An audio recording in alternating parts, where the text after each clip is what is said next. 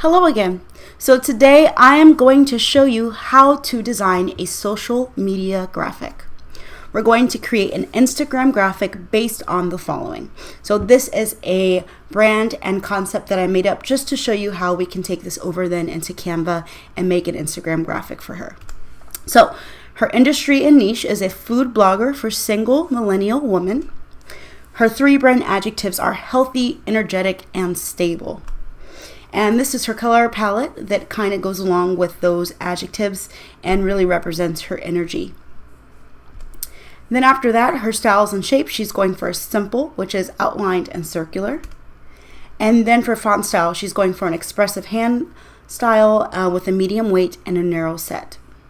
So now that we know our general concept, let's go to Canva and I'm going to show you how the desktop works.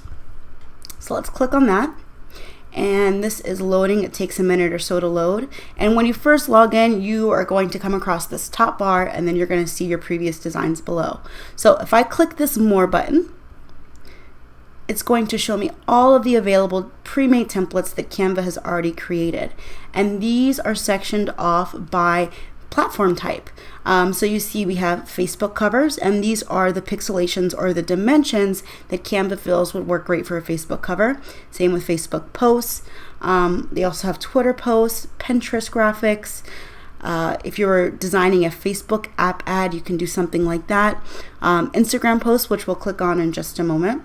And if you scroll down, you see they have a lot and a lot more. Okay, so we will scroll back up. We are going to click on Instagram posts. The dimensions for that are 1080px by 1080px, which is a nice resolution. So as we click on that, that's going to load. It takes a minute because it's loading a lot of information. And our desktop, our Canva desktop, is starting to roll in. So I'm going to walk you through the desktop in this video. The first thing that we're going to do is change the title. So you see up here, it pre-named it as Instagram post Untitled Design. So if I click on it, let's just see, bland to brand awesomeness. There we go. Okay, so that's the title of our new post.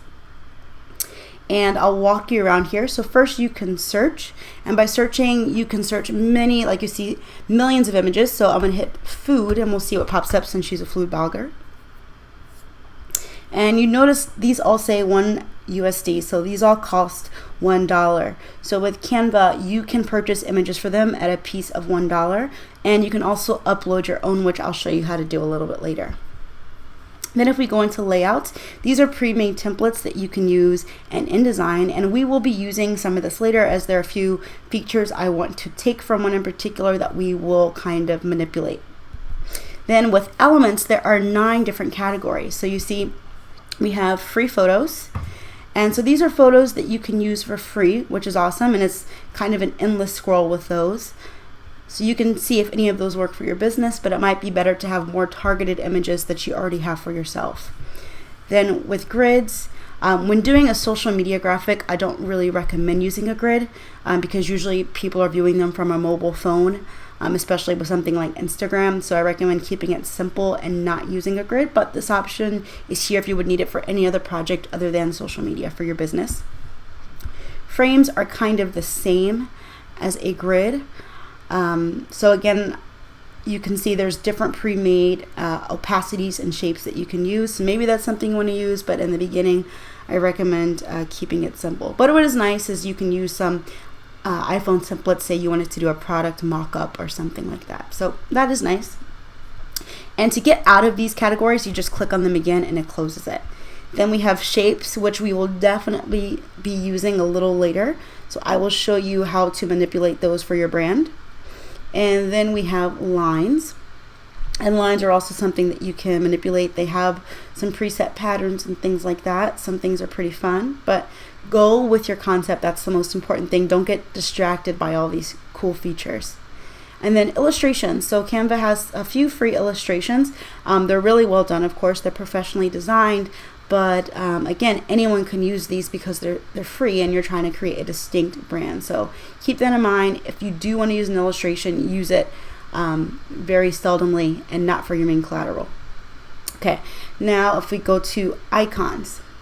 So these are kind of cool. These are things that maybe if you want to have unique social media clickable buttons on your website, maybe you can manipulate these or have them as an icon on a Pinterest image or something like that to kind of complement your post. So once you click on those, you can change the colors, and that's really about it with those. But again, I recommend kind of creating your own, but this is a nice feature to have.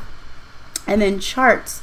So you can do charts and graphs inside of Canva, which is also a really nice feature. Say you wanted to do an infographic for Pinterest for your business, you could go here and you can manipulate the information to match the graphic or the information you need to relay. And then I love Canva. These are just more premium photos and things like that. So next we will move on to text. Now you see with text, there's one that says add heading, add subheading, and add a little bit of body text. So if I click on one of these, what I can do is I can say, let's go ahead and select all. So the same basic keyboard commands that work on your PC or on your MacBook would work here in Canva. So I can say, hey you, okay, and I can do a command or a control, select all, and then I can go up here and I can change the typeface. So we'll get into type a little later when we start to design our own. I can also manipulate the size. If I wanted to type something directly in, I can do that as well, and it'll change it. Here are where the colors are, and we will in a moment add our own color palette. And also depending on the text. So let's change this text a little bit. Let's go with a simple one. Let's see. Let's try this one. Yeah, so with this one, you see now these are no longer grayed out, so I can select this, which means I can manipulate the text just a little bit. This is your basic paragraph justification, so left, center, and right justified. Okay. With this one I can change, you see, between uppercase and sentence case, which is nice. And here I can also add bullets. And then text spacing. So I will show you how that works. This has to do with the width, and we were talking about width before, and this is how you can change that through letter spacing in Canva. See how that makes it larger and then smaller.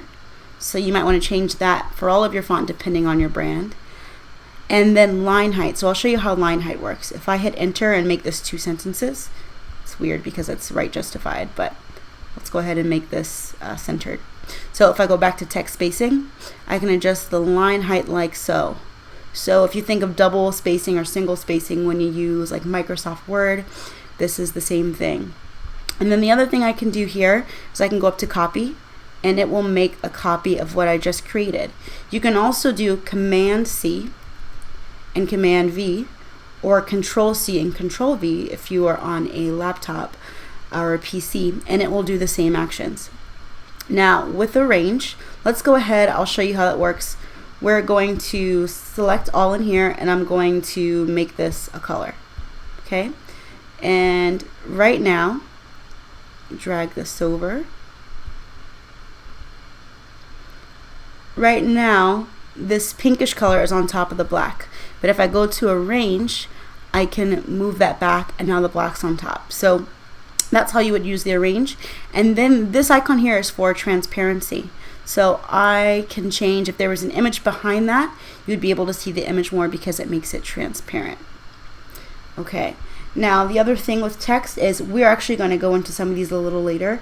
You can use this for the basic beginnings of a logo if you needed to use Canva to create a logo. So that's nice. And like I said, we will go into that a little bit later. Last thing I want to show you are backgrounds. And these come free and standard for the first color ones, and then you can also pay $1 for some extra ones. But I'm hoping that you have your own images that are either stock images or your own professional photography that you can use, so it really becomes branded for you.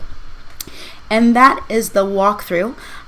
Also, if you drag down your mouse to the left or right, it's going to select the objects, and that's what I'm doing. And when they're selected, I'm hitting delete, and it deletes it all.